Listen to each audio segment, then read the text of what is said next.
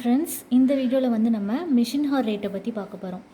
Factory expenses incurred in running a machine for an hour. அதாவது machine hour ரேட்னா என்னென்னு பார்த்தீங்கன்னா, ஃபேக்ட்ரி எக்ஸ்பென்சஸ், அந்த மிஷின் எவ்வளோ நம்ம மிஷினுக்கு சம்மந்தமான எல்லா எக்ஸ்பென்சஸுமே. இப்போ ஃபார் எக்ஸாம்பிள், இப்போ ஒரு மிஷின் வந்துட்டு ஒரு ஃபேக்ட்ரியில் ரன் ஆகணும்னா ரெண்ட்டு கட்டணும். பிகாஸ் அந்த மிஷின் வந்துட்டு நம்ம ஒரு இடத்துல வந்து நம்ம வச்சு தான் ப்ரொடியூஸ் பண்ண போகிறோம். ஸோ அதுக்கு ரெண்ட்டு. அண்ட் தென் அதை ப்ரொடியூஸ் பண்ணுறதுக்கு நமக்கு என்ன வேணும்? லைட்டிங் வேணும். ப்ராப்பர் லைட்டிங் இருந்தால் தான் என்ன பண்ணலாம், நம்ம கரெக்டாக வந்துட்டு ப்ரொடியூஸ் பண்ணலாம். ஸோ இது மாதிரி ஃபேக்ட்ரி எக்ஸ்பென்சஸ் இது எல்லாத்தையும் நம்ம டோட்டல் பண்ணிவிட்டு ஒரு மணி நேரத்துக்கு இந்த ஃபேக்ட்ரி எக்ஸ்பென்சஸ் எவ்வளோ இந்த மிஷினுக்கு அப்படின்னு கால்குலேட் பண்ணணும். So total running expenses divided by number of hours the machine is estimated to run. அதாவது டோட்டலாக எவ்வளோ எக்ஸ்பென்சஸ் ஆகுது divided by number of hours, இந்த மிஷின் வந்து எவ்வளோ மணி நேரம் ஓடும் அப்படிங்கிற அந்த நம்பர் ஆஃப் ஹார்ஸ் இருக்குது பார்த்தீங்களா, அதோடு டிவைட் பண்ணால் பெர் ஹாருக்கு எவ்வளோ எக்ஸ்பென்சஸ் இன்கர் ஆகியிருக்கு அப்படின்னு நம்ம கண்டுபிடிச்சிடலாம். அதுதான் மிஷின் ஹார் ரேட். ஓகே, இப்போது illustration 8 பார்க்கலாம். In a machine department of a factory, there are 5 identical machines. From the particulars given below, prepare the machine hour rate for one of the machines சொல்லியிருக்காங்க. அதாவது ஒரு machine department இருக்குது. அந்த machine டிபார்ட்மெண்ட்டில் 5 identical machines, which means 5 same மிஷின்ஸ்னு சொல்கிறாங்க. ஐடென்டிக்கல்னால் எல்லாமே சேம் நேச்சரில் இருக்கிற மிஷின்ஸ். இவங்க கொடுத்துருக்க இன்ஃபர்மேஷனை வச்சு நம்ம என்ன கண்டுபிடிக்கணும்? Machine hour rate of one of the machines. இந்த 5 மிஷினில் ஏதாவது ஒரு மிஷினுக்கு கண்டுபிடிச்சா போதும் அப்படின்னு சொல்கிறாங்க. அண்ட் தென் சில இன்ஃபர்மேஷன்லாம் கொடுத்துருக்காங்க. First, space of the department. இந்த ஹோல் டிபார்ட்மெண்ட்டோட ஸ்பேஸ், இந்த ஹோல் டிபார்ட்மெண்ட்டோட ஸ்பேஸ் எவ்வளோனா 10,000 ஸ்கொயர் மீட்டர்ஸ்னு சொல்லியிருக்காங்க. Okay, space occupied by the machine 2,000 square metres. அதாவது இதில் நம்ம கண்டுபிடிக்க வேண்டிய அந்த ஒன் ஆஃப் தி மிஷின்ஸ் அதோட ஸ்பேஸ். இப்போ ஃபார் எக்ஸாம்பிள் நம்ம இந்த மிஷின் 1க்கு நம்ம கண்டுபிடிக்க போகிறோம். ஸோ இதோட ஸ்பேஸ் எவ்வளோ அப்படின்னா 2,000 ஸ்கொயர் மீட்டர்ஸ் இது ஆக்குபை பண்ணியிருக்கிறது. இந்த 10,000 ஸ்கொயர் மீட்டரில் மிஷின் 1 ஆக்குபை பண்ணியிருக்கிறது 2,000 ஸ்கொயர் மீட்டர். ஓகே, இப்போது இதோட காஸ்ட்டு சொல்லியிருக்காங்க. காஸ்ட் எவ்வளோ? 20,000. Scrap value 300. எஸ்டிமேட்டட் லைஃப் வந்துட்டு 13 இயர்ஸ். ஸோ இதை வச்சு நம்ம என்ன கண்டுபிடிக்கலாம்? டெப்ரிசியேஷன் கண்டுபிடிக்கலாமா? டெப்ரிசியேஷனோட ஃபார்முலா வந்து 20,000, அதாவது cost minus scrap value divided by estimated years போட்டால் ஒரு வருஷத்துக்கான டெப்ரிசியேஷன் நமக்கு கிடச்சிரும். ஓகே, டிவைட் பண்ணால் நமக்கு 1515.38 வரும். இது வந்துட்டு பெர் இயருக்கான டெப்ரிசியேஷன். வேறு என்ன இன்ஃபர்மேஷன் சொல்லியிருக்காங்க? So depreciation charge at 7.5% per ஆனம்னு சொல்லியிருக்காங்க. ஸோ இது இப்படி நம்ம கால்குலேட் பண்ணுறதா இருந்தால் 20,000 into 7.5% போட்டாலும் இதே ஆன்சர் தான் வரும். ஆர் இந்த மாதிரி நம்ம கண்டுபிடிக்கலாம். Next, normal running of the machine. அந்த மிஷின் வந்து எவ்வளோ மணி நேரம் ஓடுது? 2,000 ஹார்ஸ் வந்து ரன் ஆகுதுன்னு சொல்கிறாங்க. ஓகே, அண்ட் தென் பவர் வந்துட்டு ஒரு வருஷத்துக்கு 3,000 ஆகுது அப்படின்னு சொல்லியிருக்காங்க. Estimated repairs and maintenance throughout the working life of the machine. இது வந்துட்டு பெர் ஆனம்க்கு கொடுக்கல. இந்த மிஷினோட ஒர்க்கிங் லைஃப் எவ்வளோ, அவ்வளோ வருஷத்துக்கும் சேர்த்து ரிப்பேர்ஸ் அண்ட் மெயின்டெனன்ஸ்க்கு எவ்வளோ ஆகுது? 5,200 ஆகுது. ஸோ டோட்டலாக அந்த மிஷினோட எஸ்டிமேட்டட் லைஃபுக்கு 5,200 தான் ஆகுது. எவ்வளோ டோட்டல் எஸ்டிமேட்டட் லைஃப் வந்துட்டு 13 இயர்ஸ். அப்போ ஒரு வருஷத்துக்கு எவ்வளோ அப்படின்னா 400 பெர் ஆனம். இது வந்து நம்ம ஏன் டிவைடட் பை 13 போடுறோம் அப்படின்னா, கொஸ்டினில் என்ன சொல்லியிருக்காங்க? Estimated repairs and maintenance throughout the working life of the machine சொல்லிட்டாங்க. அந்த 13 இயர்ஸ்க்குமே மொத்தமாக எவ்வளோ செலவாகுதான்? ரிப்பேர்ஸ் அண்ட் மெயின்டெனன்ஸுக்கு 5,200 தான் செலவாகுது. ஸோ டிவைடட் பை 13 போட்டால் ஒரு வருஷத்துக்கு 400, அதான் 400 பெர் ஆனம்.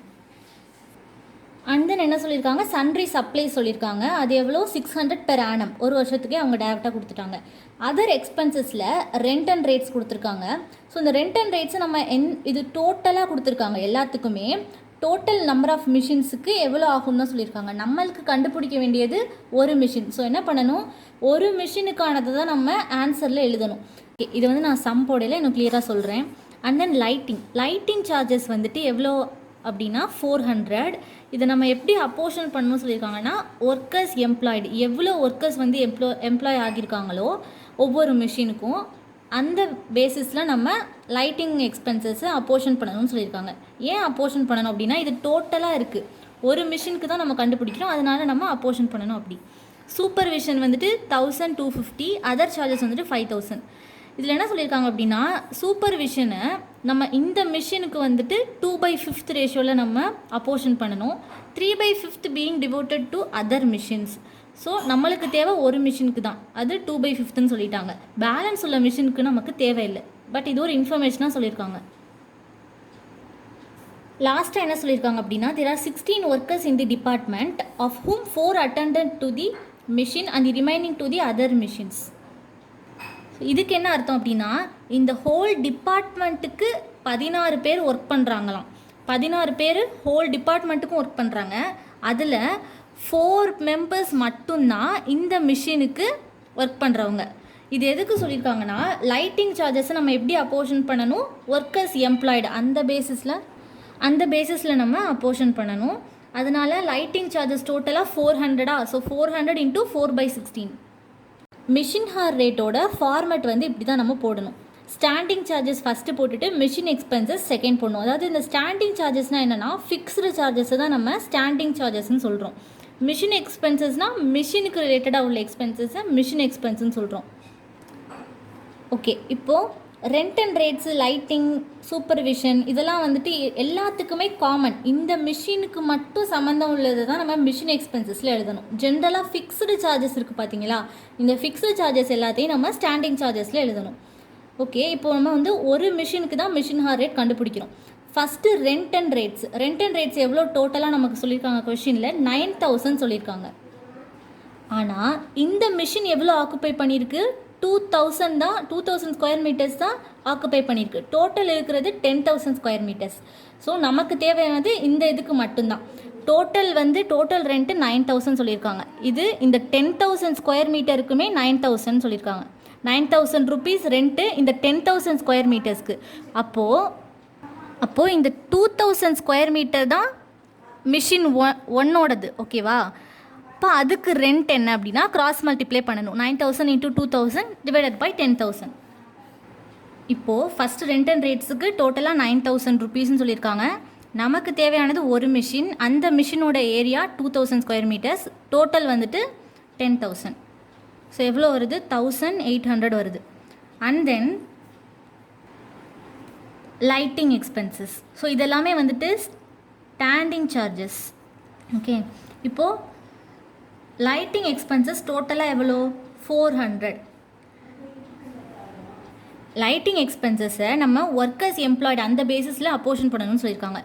டோட்டல் ஒர்க்கர்ஸ் எவ்வளோ, 400 லைட்டிங் சார்ஜஸ்க்கு டோட்டல் ஒர்க்கர்ஸ் வந்து 16. அப்போ வெறும் 4 ஒர்க்கர்ஸ் தான் இந்த மிஷினுக்கு அலாட் பண்ணியிருக்காங்க. அப்போ எவ்வளோ எக்ஸ்பென்சஸ் வரும், கிராஸ் மல்டிப்ளை பண்ணணும். 400 × 4/16 ஈக்குவேட் பண்ணால் 100. இதுதான் வந்துட்டு இந்த மிஷினுக்குள்ளே lighting charges. And then supervision வந்துட்டு டோட்டலாக 1250 சொல்லியிருக்காங்க. கரெக்டாக? ஸோ 1250 எந்த பேசிஸில் அப்போர்ஷன் பண்ண சொல்லியிருக்காங்க, 2/5 அப்படின்னு அவங்களே சொல்லிட்டாங்க. ஸோ 500 இது டேரெக்டாக அவங்களே கொடுத்துட்டாங்க. அதர் சார்ஜஸ், இந்த அதர் சார்ஜஸ் எல்லா மிஷினுக்குமே அப்ளிகபிள். இந்த 5000ங்கிறது வந்துட்டு எல்லா மிஷினுக்குமே அப்ளிகபிள். நமக்கு தேவை ஒரு மிஷினுக்கு தான். டோட்டல் மிஷின் எவ்வளோ, 5. ஸோ 5000 × 1/5 போட்டால் 1000.